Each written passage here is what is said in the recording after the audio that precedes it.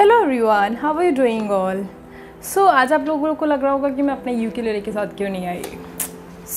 आज मैं कोई गाना रिकॉर्ड नहीं करने वाली हूँ, कुछ भी सिंगिंग का नहीं करने वाली हूँ। आई थिंक सो आप लोगों के लिए बहुत स्ट्रेंज होगा ये, आई नो।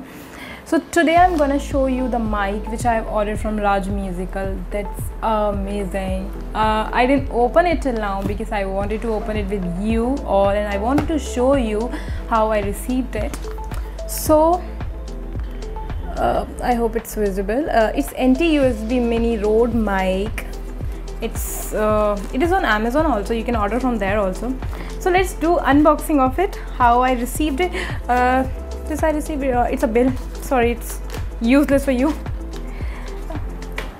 तो मैं इसकी पैकिंग से बहुत इम्प्रेस हूँ। It's open it.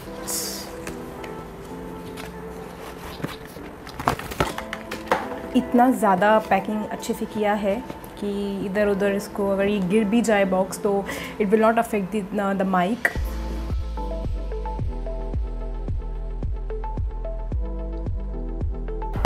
तो ये है रोड का NT-USB माइक जिसको आप अपने फ़ोन से भी कनेक्ट कर सकते हो एंड कंप्यूटर से भी।